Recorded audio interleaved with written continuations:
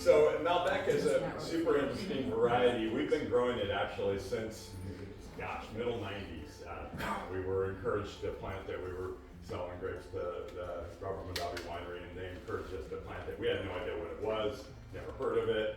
And then Dad said, okay, why not? And he was somewhat adventurous. I don't know, those of you who know him might, sometimes when I say things about that, like that about him, it's kind of funny because he was very old school, that was very stupid. He was really adventurous in the vineyard, and it kind of set in motion a lot of the things we've done, Ernie and Janice and I, throughout the years. But so yeah, we've been growing Malbec longer than most here in the Napa Valley.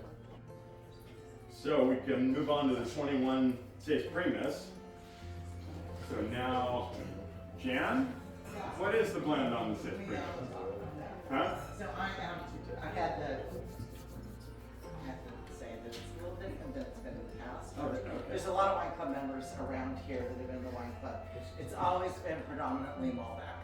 And we'll talk, I have to step back one step and talk about my sister-in-law, David's wife, Lori, and myself, who love rosé. And so Lori and I like rosé, and we like to have a bottle or two maybe when we're together. It's usually a celebratory or a family issue, one of the two. Drinking rosé with my sister-in-law. And so it's not a Tuesday night because we're both teachers. So we decided, Lori looks at me and she goes, we need to make a rosé. And I'm like, you're right. She goes, why are we paying for rosé when we can make a rosé? And you're like, you're right, it's a great wine, it's very versatile. David walks through, and at this point we're on like glass one. And David walks through, we're not making a rosé. Because if you take that Merlot or that Malbec and you sell it, it's $95 or $105 a bottle. You take it and you put it in a rosé, and it's $30 or $40 a bottle. So from an economic standpoint, David is like, absolutely not, we're not making a rosé. Well, we have a rosé now. I also have a happy marriage. Business partner. And so, but having marriage is more important.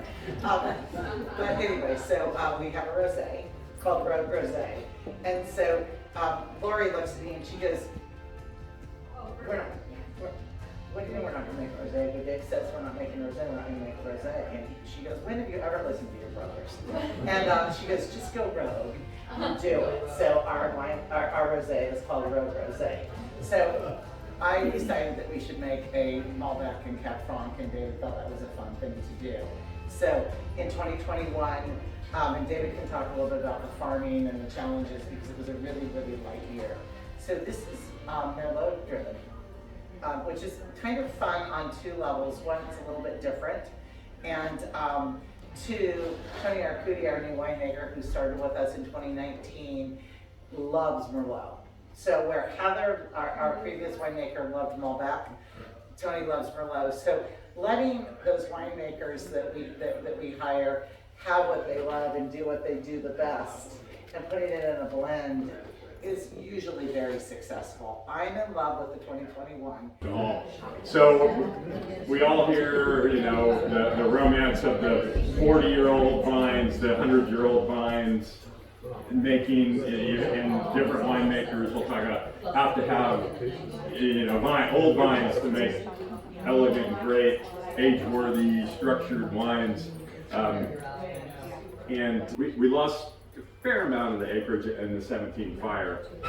So in the hillside where we had primarily sourced our fruit for all of our Cabernet from the hillsides. So we started a replanting process after that. We really didn't have any grapes on the hillside. So this wine is from a block. This was the second harvest off of this 5-year-old vines. So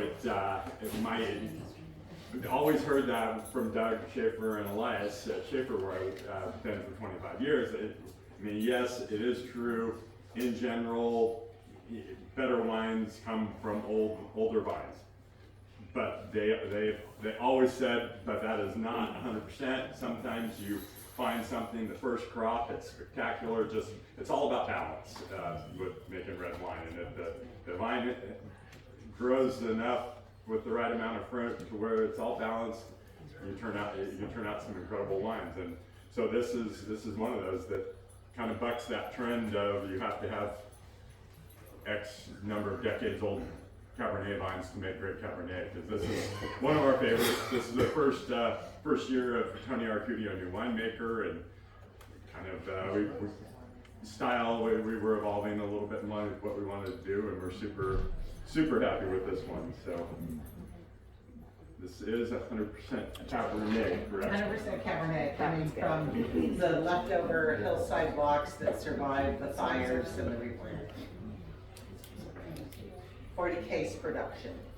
Okay, so just a little bit. Last wine, 2017, harvested right before the Atlas fire in 2017. Blocks A and K are behind the cactus here. You can't really see it, but that way, the rest of the property is all that way. We replanted those in 2021 finally, I think. So we're super excited of what they're going to become. So these are vines that have been gone for a few years, but it's a neat part of the property. It has great southwest facing exposure, thin soils, vine struggle up there, and it was a bummer to have to replant it, but we learned a lot the first time. So we're come back in 10 years, and hopefully we'll have something pretty spectacular from that end. But this wine is starting to get a little bit more of that softness, and from a few more years in bottle. And but again, another stellar vintage and another part of the property. So enjoy it.